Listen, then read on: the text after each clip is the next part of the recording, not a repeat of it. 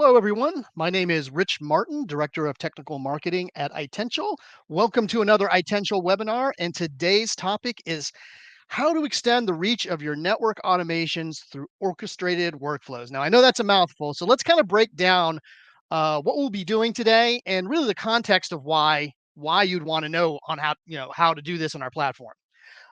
Let's start off with the fact that I really want to focus on having hopefully a conversation or at least communication with the network DevOps team or the network DevOps engineer, the network automation engineer on the team, or the network engineer who's brave enough and bold enough to walk forward into starting to learn and understand how to use automation tooling, maybe a programming language in order to start to build, or maybe they're already building network automations. Because what this is focused on is this team, as well as other people in the team, but this team, how they can take all of that work they've been doing, building network automations through whatever tooling they're using. It could be, in this case, we'll show Python programs and Python scripts. It could be Ansible, could be OpenTofu, or a number of tools. You've invested in that. You might actually have an entire library full of scripts. And what you're doing is you're automating network changes, and they're saving you lots of time. Well, what we found as we're talking to prospects or customers is that what they want to do once they hit a certain point is try to layer in other parts of the process before and after a network automation tool is run. And that's what we want to get into. We talk about automation, automating these automated scripts and tools, automating changes in network domains. But then you really, once you start looking at the further process that leads up to it, and even after making those changes through your tools, um, that's really getting into orchestration, and that opens up a wide array of things you're going to have to integrate with. But also, there's a lot of challenges that come with that. So the hope here is that you know, I can show you a lot of things in our platform, but really, instead of just showing you bells and whistles and knobs, showing you another way of how to do things. Because a lot of times, the idea of getting into the world of orchestration means writing more code, and with that comes a lot of challenges. And what we want to show you here today is that you can take the the programs and the tools you're already using and to do network automation, and without any changes, you can integrate them into our platform and use them in an orchestrated workflow. And this not only can possibly save you a lot of time as the developer of network automations. It might be something you don't even want to write a lot of integration code and data transformation code, because one of the things about that is you have to manage that over time. And since we're talking about processes, as processes as you're building out more integrations to different systems to incorporate more of the process, all of that code gets more complex and more and harder to manage over time. Even looking at this diagram here, let's start at the bottom. You're going to we'll start with a Python program that can do something basic as an automation. Your automation might be more complex, but here it's going to make changes on Cisco routers here at the bottom. This Python script will be running to make those changes. I'll show you running it on the command line, just like you normally do on a day-to-day basis. But what we want to do is we want to incorporate that automation asset into part of our platform called IAG. We call it Automation Gateway, or the Itential Automation Gateway. I'll walk you through Automation Gateway, show you how we onboard, test, and even execute and run your scripts, your automation assets, your playbooks, things like that. But really, that's the gateway to get started into using these automations as part of an orchestrated workflow on a canvas inside of our platform. So I want to show you right after that how you can start using that on your platform. And then typically when we start talking about orchestration, I really like to start pretty simple with folks. How you can get your automation in the platform, how you can run it from the platform in a workflow, and then how you can start to add in more automated tasks so you can orchestrate these together. And so that's what we'll be going through today, adding that to to that automation gateway so it can be used in the automation platform. Inside of a workflow, we'll create a workflow. We'll add data gathering steps, so things like querying Netbox for IP addresses, and then we'll talk about pre-checks and post-checks, how you can implement those, whether you use the tools within our platform or you do that within your scripting. And then things like now we can start to think about, since we're doing orchestration, things that are really big parts of the process that may be overlooked because the automation tooling may not have the ability to do these things, or that maybe it's very complicated. Things like integrating with your ticketing system, whether that's ServiceNow or Jira or something else. And then maybe things that are like, we would like to be able to do that, but we're not sure how to. This would be a nice thing to do. But right now we're focused on other things, building automations and maybe some light orchestration, things like sending Teams or Slack notification. In this case, we'll use MS Teams to send updates, to those platforms so that you can notify an entire team of the automation being run, the statuses, things like that. So I'll introduce you on how to do all these things. Of course, there's a lot going on here. What you'll find is that I'm going to show you the basics. And if you ever want to deep dive, please go to our website and search for any part of our platform. You'll find a deep dive into each part of these things. But I'll give you an overview because, again, I want to show you a different way of maybe accomplishing how to get into orchestration without having to write a lot of code, manage code over time. And the other thing about this that's interesting is you can also increase participation, not just in who can run your automations, which if you're writing automated scripts and things like that, you want it to be run, you want it to be used, but also who can participate in utilizing those in an orchestrated workflow. So we'll talk a little bit more about that. So with that, let me share my screen and we can get started. So since we're talking about network automations in Python, let's start right at the very beginning at a shell prompt, right? And so let's imagine I have a series of network automations that I've written in Python, and in this case, I've got one called Create Interface iOS. So let's take a look at it, and it's a Python script. It uses NetMiko. It does some very basic things, but if I run it from the command line, you'll see that it requires some argument values here. It needs a host name, interface, description, IP, and net mask. Very simple stuff, very basic stuff, and probably very similar to what you're doing. So normally when you run a script, you would just run it. Let's see, just run it from the command line. Whoops. Okay, I need to, if I without arguments, it catches that and says, give me some data here, give me some information. So if I start populating that, we'll use loopback for testing. Description, we'll just use it as a test. IP address, 11, 11, 11, 12. Net masks, since this is a loopback, we'll do 255, 255, 255, 255. I run the script, and boom, it pushes the changes. Again, this is simple. Your scripting may be a lot more complicated than this, and probably is. But as a test, this is what you normally do when you're writing network automation scripts. You're pushing a lot of configs, but that's automating a basic or straightforward task, even if it's a lot of config changes. Really, what we're even before we can get to this point to populate the argument values that I need for the script, I need to do something before that, right? In fact, I probably need to do several somethings before that. So the reality is that it probably looks a little more like this. I'm about to make a change. At the very least, I should probably spend some time in ServiceNow in my favorite place, opening tickets. So I fill out a lot of forms. I make sure I double check. I put some notes in here. I click submit ticket. It submits the ticket. Maybe this change doesn't have to be approved. Maybe it does. At some point, I have to do the ticket, and I know at some point I'm going to have to update the ticket. Right? I'm probably updating the ticket with the changes I intend to make beforehand. So even before I can fully update the ticket, I probably need to visit somewhere like an IPAM system. Could also be an inventory system. We won't go into all the systems that you would manually have to go into, but I'd have to log in the netbox. I'd have to do something like this, request a new IP address because this new interface needs an IP address. I'd have to look up the right subnet to get it from, or from the right prefix. Fill out some information here. Click create. Then I get to copy and paste. Maybe I'm using Notepad to do that. So here's the IP address I've been given. Now I can maybe fill this back out in my notes on the ticket, update the ticket. Then when I've done all the prerequisite stuff, now I can actually make the change, right? So given that we just pulled an IP address, I can use that IP address now. So I'm copying and pasting it.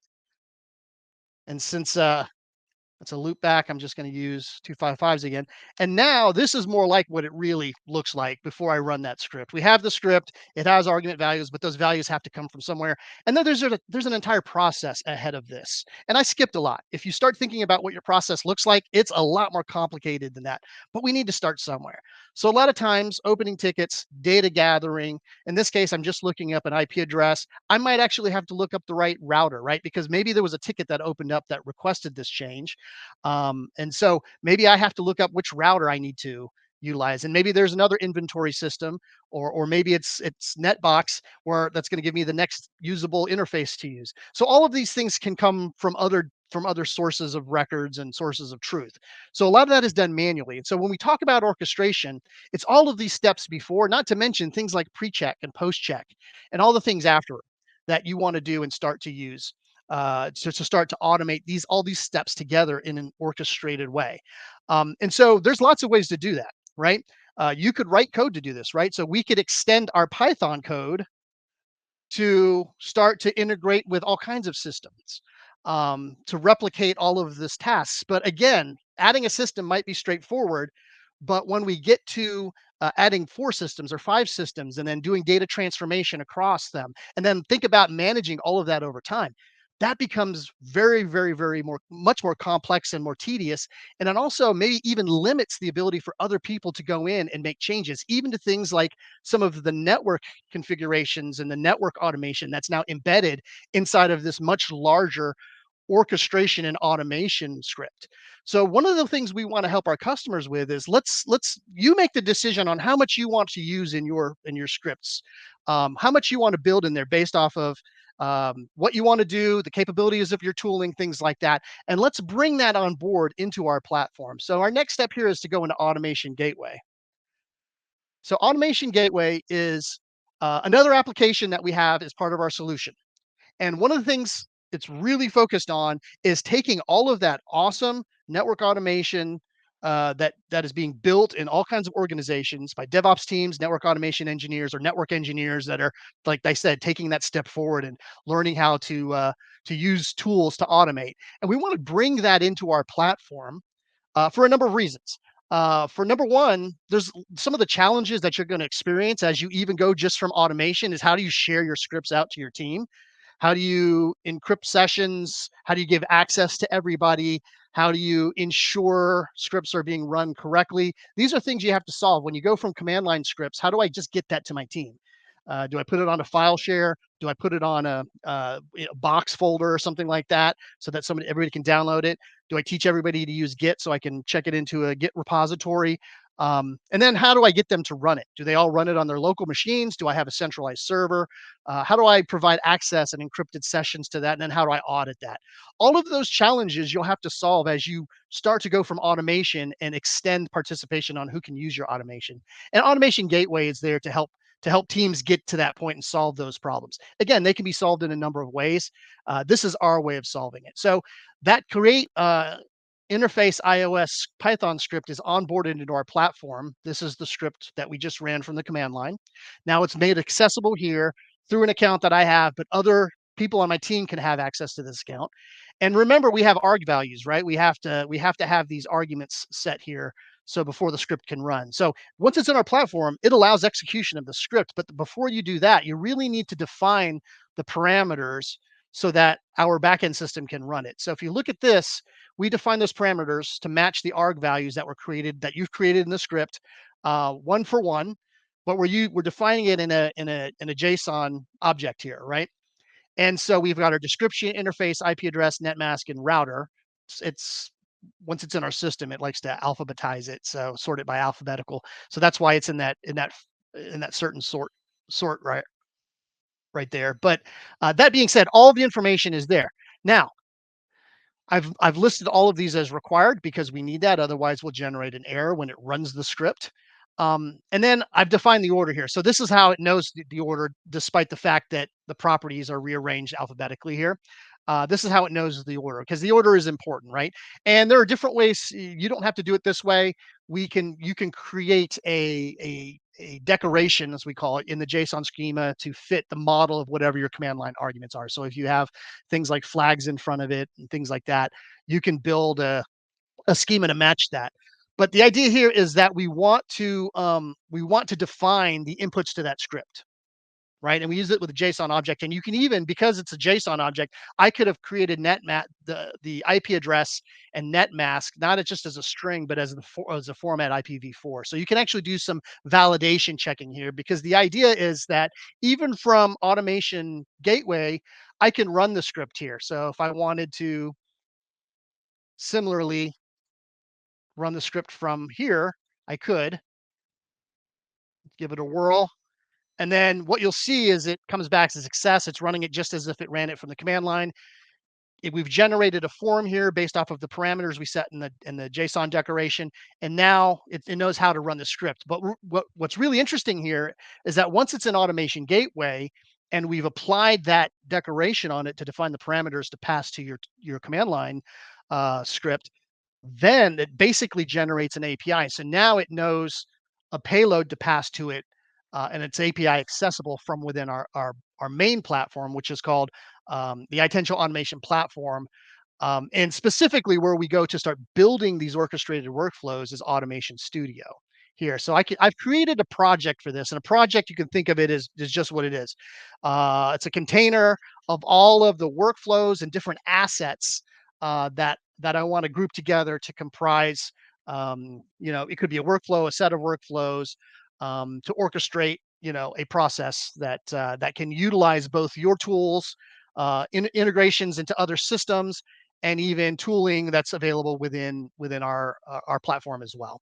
So we start off here with main workflow. There's really not a lot going on here. There's one task. We call this a stub task. It just sits there and it's a placeholder, right? This is useful because it allows us to model things out. So before we know exactly which assets, so which tasks, which scripts, or even API calls we want to use, we can stub it out by using this particular task. If I double click on any task on this line here, you'll get a set of variables that are defined for this.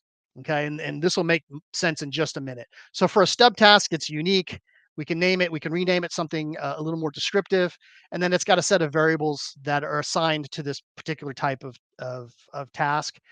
We're not using that because we're going to replace that. So one of the things I want to do is we ran the network automation from the command line. We ran it from Automation Gateway. Now we want to run it from a workflow, and because the workflow is going to orchestrate a process. So we'll start the event of orchestrating a process directly with your script. So the first thing we want to do is we want to bring that script in. So to do that, we have a palette here that's available to us that has all of our tasks that are available to be used in the system. Now, tasks, you'll see if you look at these drop downs, um, are possibly like logic, um, data types, and integrations to other systems. So you'll see AWS, EC2, Azure, GitLab. We integrate with all these systems because when you think about orchestration, you're not just talking to the network, and in fact, you could be talking to every network domain. So it's not just a single network domain. So a lot of automation tools are really good at automating something in a very specific network domain: the data center, cloud, SD-WAN. But what about the fact that when, like, an application gets deployed, you may need to modify devices in the data center, modify something on your firewalls, modify something in the cloud infrastructure to support that application or to make an application change. All of these probably have different automation tools. So the idea of orchestration is pretty common sense. Application gets deployed. We need 3 or 4 different groups with 3 or 4 different tools to run their tools, their automations, to automate changes to their domains, but it has to be done in a sequence. It has to be done one after another. And sometimes it's contingent, right? The network team needs to generate the IP addresses to give to the server, and then they can't, and the firewall team can't update firewall rules until they know what those IP addresses are. So sometimes there's contingency. And so orchestrating this process, and orchestration means really integrating with lots and lots of things. And so that's why we have lots of integrations here. Your process is going to touch a lot of different systems that aren't just unique to networking. One of the things we talked about already is Netbox. And so you need the ability to do that. And with Itential's platform, we do integrations in a very quick and simplified way. We make it super easy. You can download integrations and adapters from our website or directly from our Git repository rather. Those are also accessible to be viewed from our website. We'll show you that in a minute. As well as all kinds of other automation assets to get you started early. All that's freely available, and then we even allow you to generate your own adapters and integrations to whatever systems you may have using standards-based API documentation that's available. So we want to make it super easy and super simple because you're again when we're talking about orchestration, we're talking about processes as different systems, and that changes over time. What you have today might be different from what you have tomorrow. Probably will be. And so with that being said, let's add your we know all the things that are available here. Now let's add that script. So create interface. So you'll see here under AG Manager, that's Automation Gateway. It's managing all of the assets, in this case, the scripts that are available on this. And so I've just searched for this and we found it. So if I drop it on our workflow here, and then I can delete this and merge it. And now if I double click it, you'll see that all of the arg values that we defined with the JSON object are now communicated here when we double click into a task. So the task understands based off of the type of task, in this case a script, because it's because it's accessible through Automation Gateway and we've defined the variables to pass to it. It now knows what to use when it calls this particular task. And again, this task is going to run the script that's on Automation Gateway to make changes to the network. So let's go ahead and do that right now. So our description, as we know, test interface, we said loop back 333. IP address, well, where does that come from? Again, we could, go back to here and use and generate another IP address.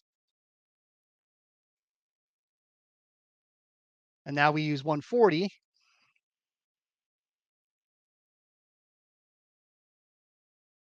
And then our net mask. And notice I'm defining these statically, just like you would when you're running your script. So it's a start, right? This is how we get started, just as an example. So I'm going to give the router 1. It's the host name. Close it, save. And now we can test run it here. So as I'm developing this workflow, I could run it directly from the Automation Studio, and we can see the inputs and the outputs. So if you're used to developing or using automation tools, especially programming languages, this might look pretty familiar. So when I double click this is the execution information. So this is the details that I passed. We just filled all of this out in that form when we double click the task. So I'm looking at the job now. It's already executed, and this step executed successfully. That's why we have this green checkbox here. And now I'm looking at the variables that we passed to the task. Okay, so these were all statically defined. But we can also take a look at the variables that came from the task that was executed, in this case, running the script. And again, just like on the command line, we get output, we get a status success that it was correct, and we get an output here, and we can verify that the output is correct, that it operated correctly here. So here's the new IP address that we passed to it, and everything looks just like it did before. So that being said, let's go back to our script, because what we did was we simply manually entered all that data, but specifically we could have automated this step here of the IP address, right? I had to manually go to Netbox, and then I did the swivel chair, logged in, got the new IP. That's part of a process. When we're talking about orchestration, how do we incorporate that into now this workflow? And again, you could, with Python, there are libraries to do that. You could go download a library or set of modules to do that. You could do low level through requests and HTTPS. There are a number of ways to do that. And maybe doing something like gathering IP addresses from your IPAM system is something you do want to incorporate in your script. You have options with this methodology. But remember, if you continue to build in more and more integration and then code to translate data back and forth, that becomes complex. And again, there's fewer and fewer people who could probably have the skill set to follow all of that. So maybe now with something like this, where you can take your high code assets and use them in a low code canvas with a low code workflow, it allows people to more easily follow the logic, add and modify things as needed. And maybe this gives you a chance to focus on the really, really critical stuff like building the network automation and integrating, even a series of pre-checks and post-checks within that are relevant to that, and allow everything else to be managed in a workflow through the Itential platform, where other members of the team who aren't as skilled in programming can now understand what's going on and modify it as necessary as changes to the processes, even within the network, are occurring. And so that's really what we want to show here. So we start with this. So let's add a task to do what we just did to Netbox, which is basically query for an IP address. So I already know what it's called. So post IPAM prefixes. This is something you would need to gather um, from API documentation to determine which one of these Netbox calls are available. So if for instance, if I go to Netbox and I click on the arrow here and I show you all of these calls. These are all available as tasks to drag and drop onto here. So it's not just IP address management. What you're actually seeing is when we integrate to Netbox or really to any other platform or service or system or application, when we do an API based integration, so we're basically exposing all of their API endpoints as drag and drop tasks into our canvas. This gives you the ability to really do anything from a workflow. Again, orchestration means integrating lots of stuff and doing lots of different things to all those different systems. So in this case, this gives you exposure to everything. Now you can limit what you want to expose here. So maybe you just want to limit the API endpoints to just IPAM related, or maybe data center infrastructure management related tasks. You can certainly do that when you create the integration. But the idea here is that you have basically all kinds of stuff available to you. So in this case, this is going to give us the ability to do a query directly to that IPAM, to Netbox at IPAM. So if I double click it, it's going to request a couple of pieces of information here, an ID number. I know this is 123, and this data object is just a JSON object that you can pass. I'm going to leave it as an empty object. It's still required. You can see here's an object, and this little asterisk means it's required. I'm just going to leave it at that. The ID, if you're familiar with Netbox, you can get it a number of different ways. Obviously up here in the URL, but at the same time, they usually expose it here for these different prefixes. So that ID is 123. So that's where you can gather that. And so I'm just going to use this as this task. We'll save it and we'll run it. So again, I'll execute this in a test run as we're building this workflow out. Um, so you'll see we both had successful tasks here. On successful runs on these tasks. If I double click the Netbox query, you'll see this is the information we passed to it. And here's the outgoing information. You'll see that this is what was returned from the API call. So it's a JSON. Everything in our platform is going to be reflected as a JSON. And you'll see the response data. We got code 201, so it was successful. Here's the URL. And here's the IP address that was returned to be used next, right? So that was next in the pool. Now, that was an independent task from this. We didn't actually pass that data into here because that's another step in this workflow that we would have to do, because now it's a data manipulation, right? So we're still leveraging what we statically assigned here. But I wanted to show you adding that task, and now how do you transmit data or translate data between two different tasks? That's our next step here. So we can do this by using what we use in our platform called transformations. So in my project, I've created a transformation. This is called Get Next IP from Netbox, and I'll show you what it looks like. So if I go under Assets, right here is Tasks. These are all the integrations, including all of the scripts you can onboard into our system through Automation Gateway.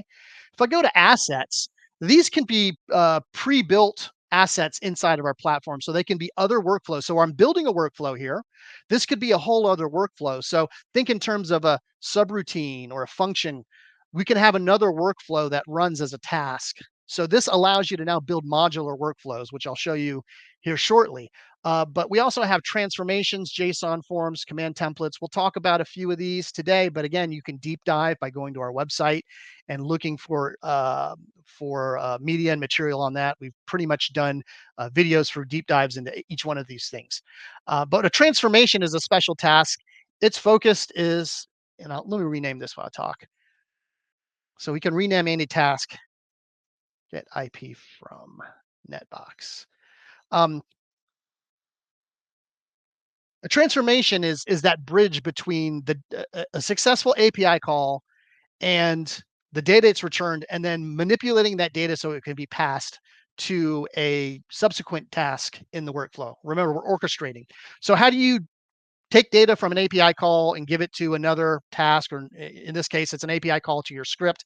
You have to manipulate, you have to get the data, you have to extract it, and then some cases you have to manipulate it because the information that was returned from Netbox was the IP address slash and a slash 25, which is a CIDR um, expression of the net mask. Really, when we're passing that along to the script, it really needs to be in the dotted quad net mask format. And in this case, since it's a loopback, we always want to use 255.255.2550. So we need to make some modifications, and that's what a transformation is for.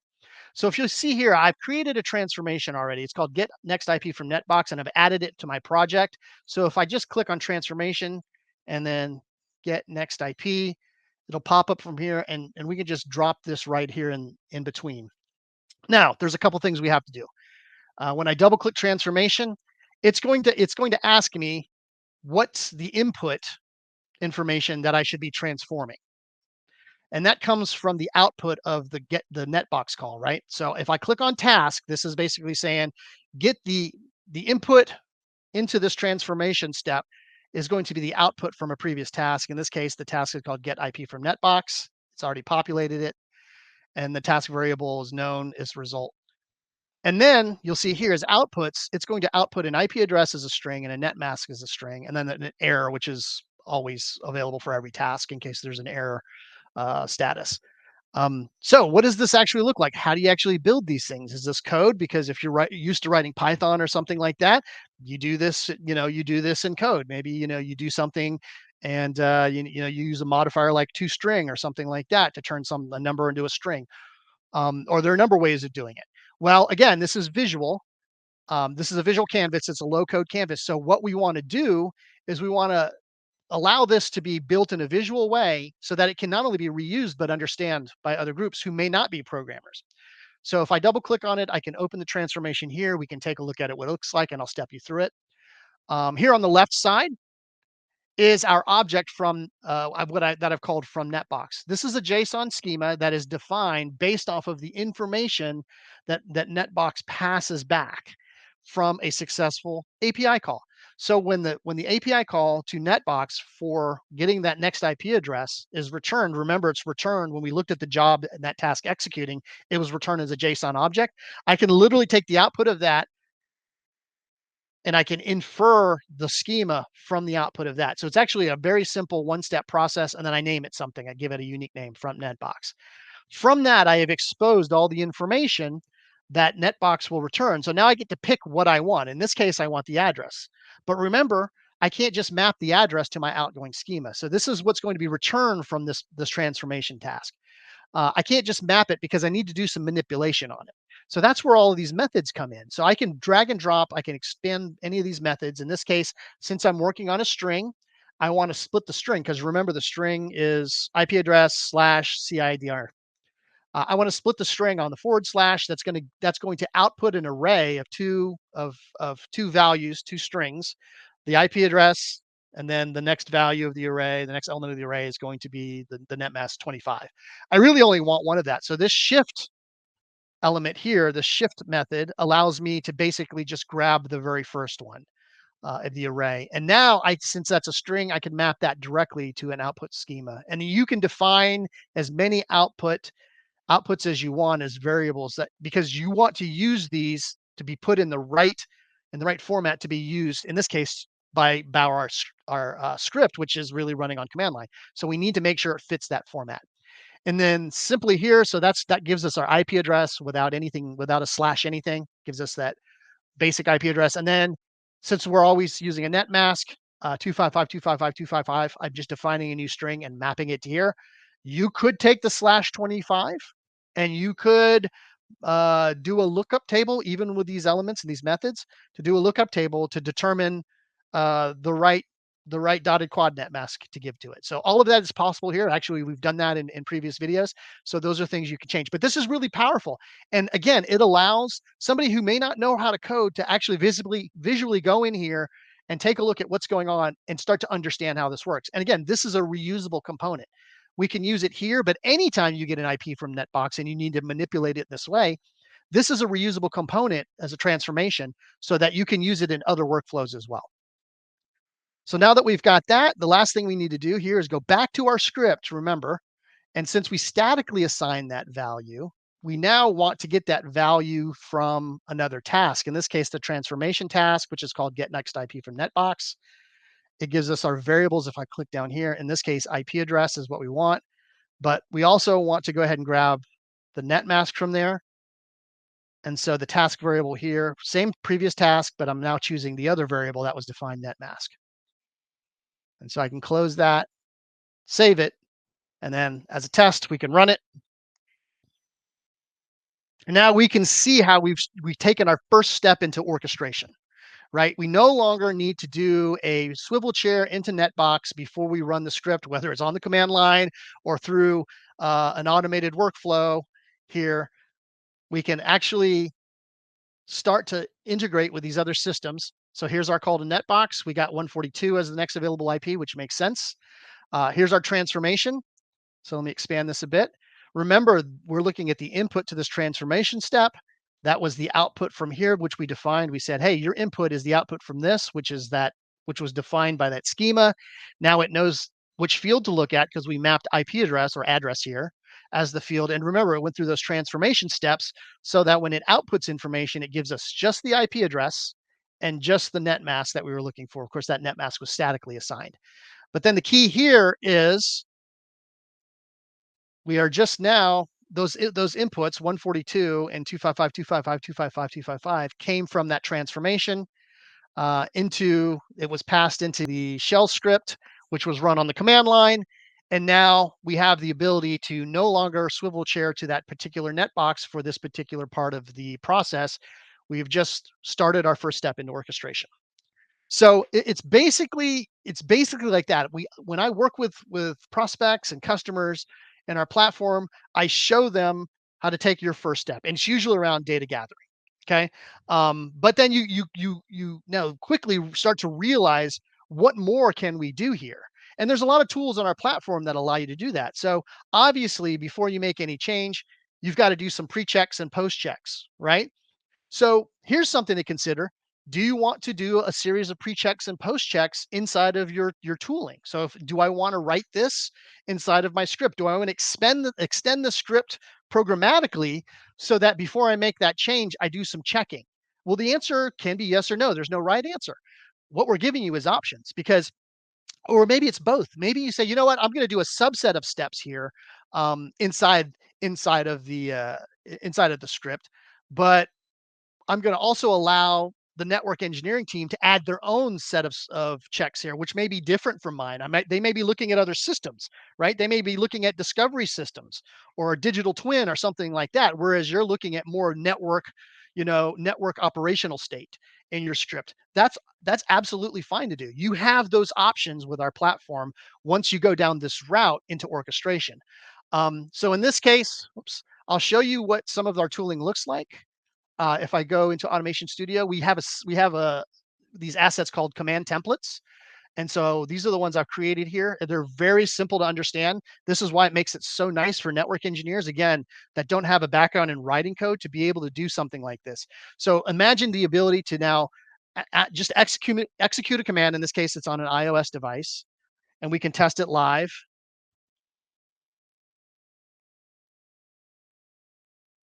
I do a show interface. In this case, it could be the loopback. So if this is the pre-check, the loopback shouldn't exist. And it shouldn't contain that interface is up, line protocol is up. Notice I have a variable. I variabilized interface here. So if I test this command, it's going to ask me, give me a value for this variable. So if I go loop back 333, now it's going to execute the command and it's going to give us a pass or a fail based off of the results, right? So in this case, loop back 33 is up because we've already created it.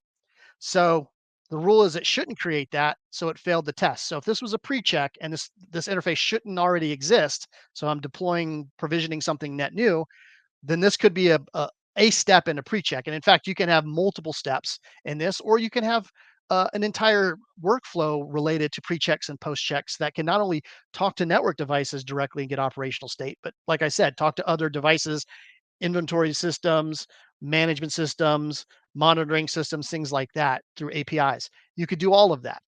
Um, Similarly with post check, it's the same thing, except now the interface should exist. So then we change the rule from doesn't contain to contains, and then you could do the same thing. And these provide inputs back to tell you pass or fail on the status, so that you can go back um, into your workflow and start to build in some logic around that to evaluate whether things have failed, passed, or failed. So in this case, we could just literally go over to our command templates. Here's my post check and here's my pre check. I can drag them into here.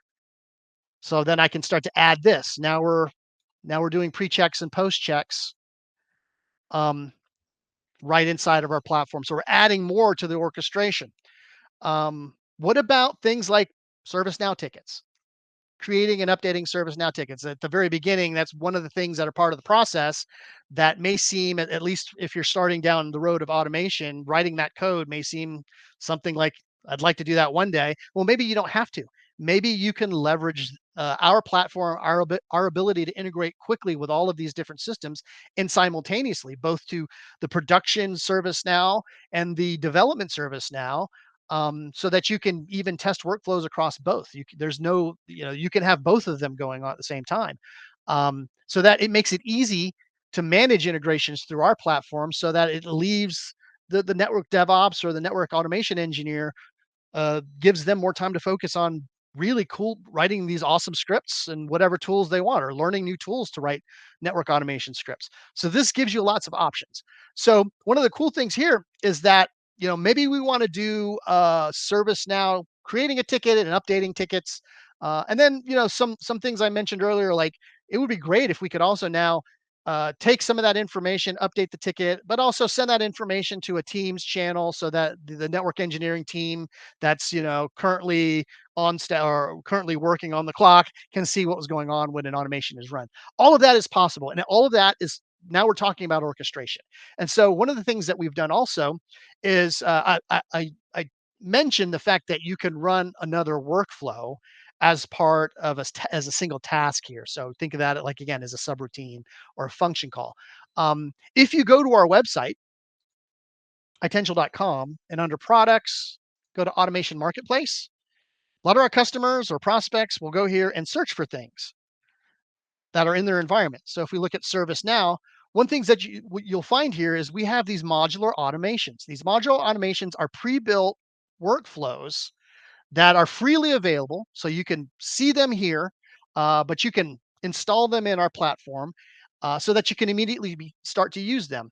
And so you'll see here, we've already published some pre-built workflows to do things like create change request, update change requests. So you don't even have to go into the API, that list of API endpoints that are tasks, and figure out which ones are there. We actually have built some basic modular workflows so that you can start to use those immediately in our platform. So if I click on technical documentation, I can look at create change request, and it's going to show me the inputs and the outputs for that particular workflow when you run it as a task as a child workflow.